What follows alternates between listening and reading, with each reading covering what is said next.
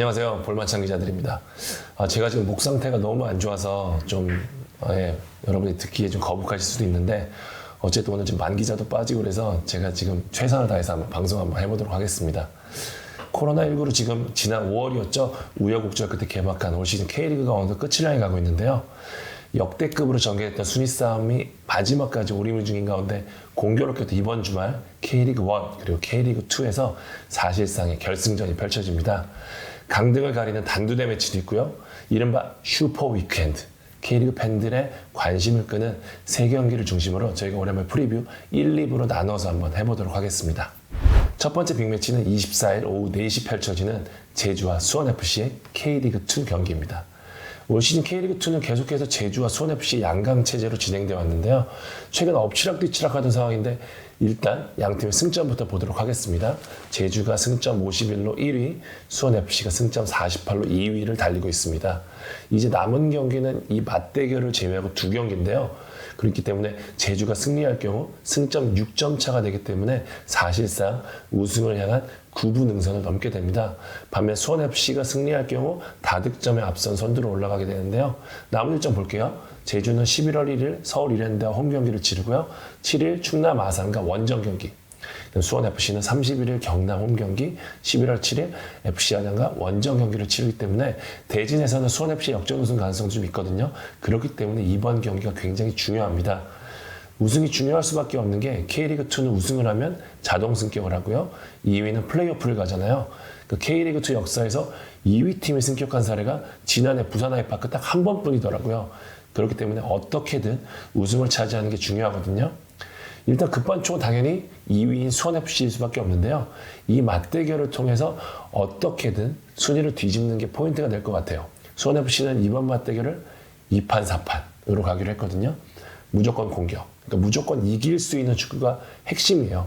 그러니까 수원FC 내부 얘기를 들어보니까 이번 대결에서 질 경우 희박한 우승 희망을 이어가는 것보다는 아예 깨끗하게 플레이오프를 준비하겠다는 계획을 세울 정도로 이번 경기에 올인을 선언했습니다. 수원FC는 지난 전남과의 경기에서 3대4로 패했는데요.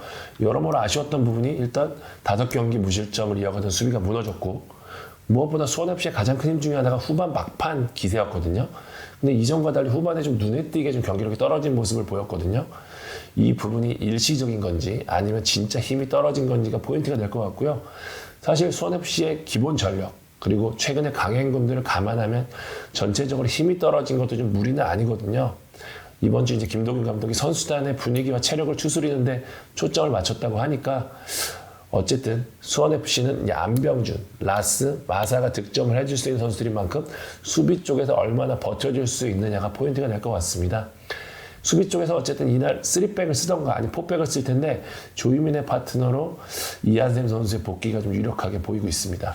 제주는 지난 두 경기에서 이제 막강 화력이 좀 주춤해졌거든요. 두 경기에서 2골밖에 못 넣었는데 아무래도 이제 주민규 선수의 부재가 좀 큰 것 같아요. 진성은 이제 압박이나 연계면에서 더 나은 옵션인데 주민규처럼 좀 버텨주는 힘은 좀 아무래도 떨어지거든요. 제주의 측면이 굉장히 와이드하게 활용되는 만큼 가운데서 얼마나 버텨주고 마무리해주냐가 포인트인데 주민규가 이걸 해주고 있었던 과정에서 빠지고 나서 아무래도 잘 안 되다 보니까 공격도 좀 약해졌는데 주민규 선수 이날 경기 출전을 위해서 지금 준비를 하고 있다고 하는데 어쨌든 좀 현재로서는 좀 불투명한 상황이고요. 왼쪽 측면에서 좋은 모습을 보이던 공민현 선수는 경고 쪽으로 이날 빠지거든요. 일단 수원의 그 자리는 진성욱 선수나 이제 유승우 선수가 메워줄 가능성이 높은데 어쨌든 공격 쪽에 좀 누수가 있을 것 같습니다. 수원FC가 공격이 좋기는 하지만 워낙 수비 쪽 밸런스가 제주가 좋은 만큼 제주 입장에서는 상대가 적극적으로 나올 때 안현범 등이 역습으로 나가는 패턴으로 상대할 가능성이 높거든요. 이게 남기일 감독이 가장 잘하는 패턴이기도 한데 일단 수원FC의 창 그리고 제주의 방패, 제주는 압박이 굉장히 좋은 팀이거든요. 이 대결이 결국 승부의 관건이 될 것 같습니다. 제 개인적으로는 지친 수원FC의 창보다는 제주의 방패가 조금 더 탄탄해 보인다는 의미에서 제주 쪽에 승리를 걸어보도록 하겠습니다. 두 번째 빅매치는 24일 오후 4시 반 펼쳐지는 인천과 부산의 단두대 매치입니다. 지난 라운드였죠. 강원, 수원, 서울이 잔류를 확정지었고요. 이제 강등 싸움은 부산, 성남, 인천의 3파전으로 좁혀졌는데요. 그 중심에 있는 두 팀, 인천과 부산이 맞대결을 펼칩니다. 부산이 승점 25로 10위고요. 인천이 승점 21로 12위. 이번 경기가 중요한 이유가 왜냐면 이번 경기 결과로 다시 한번 강등 싸움이 재편될 수 있어요. 그러니까 부산이 일단 승리하거나 비기면 일단 잔류를 확정 짓습니다. 인천이 패할 경우 성남이 23일 수원을 잡는다면 강등은 인천으로 확정이 되고요. 근데 반면 인천이 승리할 경우에는 상황은 더 복잡해지는데요. 부산과 인천의 승점 차가 불과 1점으로 좁혀지면서 부산, 성남, 인천의 강등 전쟁이 마지막까지 가서야 결판이 나게 되는데요.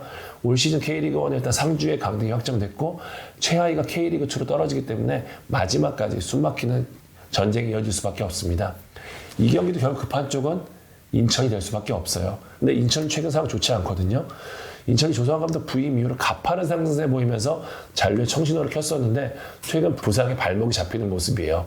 김현수 일단 시즌 아웃됐고요. 김원엄 선수 지난 경기 퇴장으로 남은 경기 뛸 수 없습니다. 오반석, 김준혁 지난 경기 뛰기는 했지만 크고 작은 부상에 시달리면서 베스트 11을 짜기도 어려운 상황이거든요.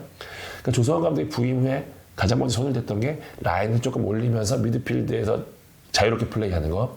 두 번째는 3백이었는데 이 3백 자체가 흔들리다 보니까 팀 전체가 흔들리는 모습이에요. 여기에 선수들 체력이나 몸 상태 정상 아니죠. 그러다 보니까 인천이 막판에 보여주던 특유의 집중력 있고 짜임새 있고 파이팅 넘치는 모습이 잘 나오지 않거든요.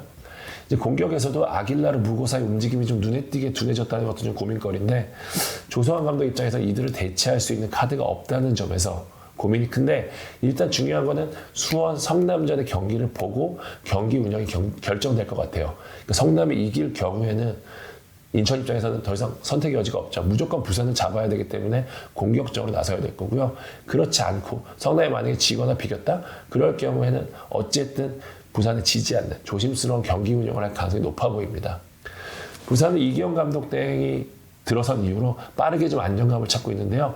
이기영 대행이 인천 시절에도 보여줬지만 수비 조직을 만드는데 굉장히 능력이 좋거든요. 게다가 본인이 잔류를 확정짓고 부산 내 정식 감독이 되고 싶다는 욕심이 좀 있어요. 그렇기 때문에 굉장히 적극적이라고 하는데 부산은 일단 이상준, 김동우, 김명준, 김문환 포백 앞에 수비력을 갖춘 박종우, 김종희 더블 볼란치 체제를 확고히 하면서 수비의 안정화를 가져왔죠. 두 경기에서 한 골밖에 내주지 않았으니까 수비는 어느 정도 완성이 됐는데 문제는 공격이에요. 그러니까 이정엽 원톱, 오른쪽에 이동주는 확실한 주전인데 나머지는 정해진 게 없거든요. 경기에 따라 이제 변화를 주겠다는 뜻인데 이규성, 호물로, 김승준 등이 나섰는데 사실 결과적으로 썩 만족스럽진 않았어요. 부산이 어쨌든 1점만 더하면 잔류하게 되니까 지난 수원전 이상으로 수비적으로 나설 가능성이 높다. 이렇게 좀 전제를 하고 싶은데 결국 이 경기의 키는 개인적으로는 좀 무고사가 쥐고 있다고 봅니다. 무고사가 어쨌든 양 팀에서 가장 골을 담보할 수 있을 만한 공격수인데 적은 찬스에서 어떤 결정력을 보여주느냐. 이것이 인천 그리고 부산의 운명까지 결정할 전망입니다. 예측을 좀 해보면 저는 작정하고 잠그는 부산이 좀 뚫기 어려워 보이거든요.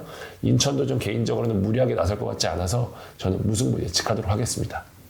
자, 세 번째 빅매치에 앞서 다른 경기들 프리뷰 간단하게 해보겠습니다. 24일 펼쳐있는 수원 성남전. 이 경기 역시 성남에 초점을 맞출 수밖에 없는데요. 성남이 5연패, FA컵까지 포함하면 6연패에 빠졌거든요. 그야말로 최악의 상황인데 그래도 이 경기에는 수비의 핵 연재욱이 복귀를 하고요.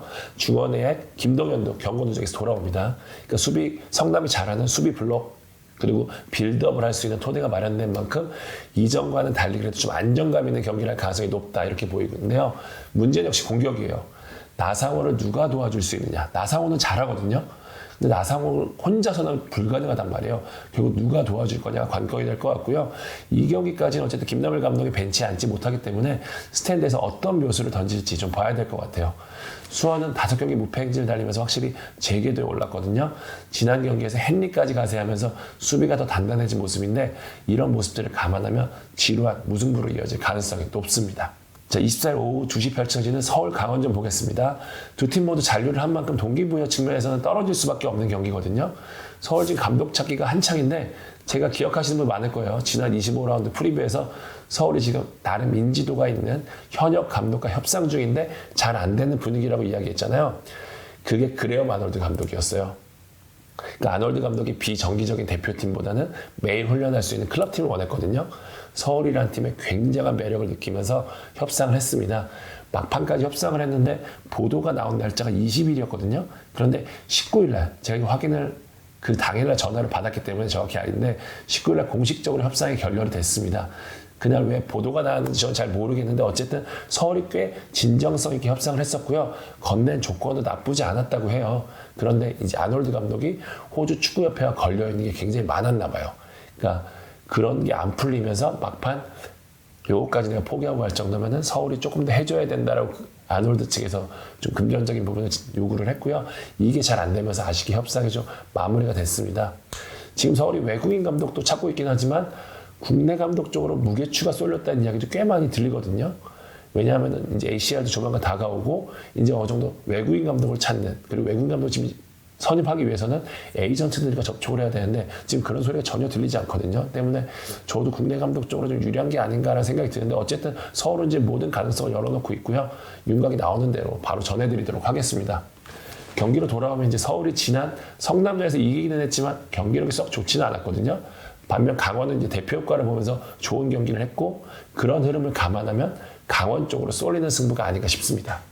25일 오후 2시 펼쳐지는 대구와 포항전 보겠습니다. 대구는 지난 경기 보니까 확실히 좀 힘이 빠졌어요. 세징야밖에 안 보이더라고요. 이제 순위도 확정이 됐겠다. 당연히 동기부여 측면에서 떨어질 수밖에 없는데 이병근 감독 때도 선수들 컨트롤이 어렵다면서 이번 경기 변화를 예고했거든요. 그 폭이 어느 정도 될지가 이번 경기에 관건이 될 것 같고요. 포항은 지금 전북에 이어 울산까지 잡으면서 시즌 유종의 미를 확실히 하는 모습인데 지난 시즌에도 그랬어요. 막판 흐름이 대단히 좋았는데 지금도 8경기 7승 1무 놀라운 흐름 보이고 있거든요.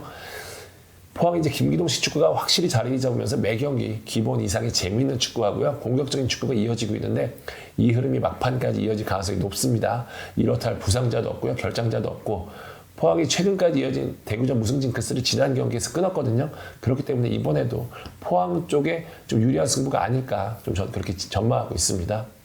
같은 시각 열리는 광주와 상주전. 둘 다 행복 축구잖아요. 광주는 지난 경기에서 기존에 중용되지 않았던 선수들 대거 나섰죠. 그러니까 무리하게 성적을 내는 것보다는 이미 뭐 순위도 결정이 났으니까 고르게 기회를 주고 아름답게 마무리하고 싶다는 생각이 큰 것 같은데 제 생각이 이번 경기는 좀 다를 것 같아요. 왜냐하면 마지막 홈 경기 무엇보다 이제 광주는 전용구장 이전 후에 홈에서 한 번도 이긴 적이 없거든요. 때문에 이번 경기는 의지가 남다를 수밖에 없어요. 게다가 펠리페도 돌아오죠. 공준호도 돌아오죠. 공수혁이 모두 돌아오는 만큼 모처럼 광주도 베스트에 가까운 전력을 내세울 수 있거든요. 때문에 최선을 다할 것 같고요. 상주는 지난 경기에서 마지막 홈 경기를 멋지게 마무리했는데 이번 경기 전 개인적으로는 로테이션 폭이 더 커질 거라고 보거든요. 상주의 로테이션이 워낙 잘 되어 있기 때문에 선수층도 두터워서 만만치 않은 전력이 되긴 하겠지만 어쨌든 이번 경기는 동기부여에서 앞서는 광주 쪽의 우세를 점치고 싶습니다.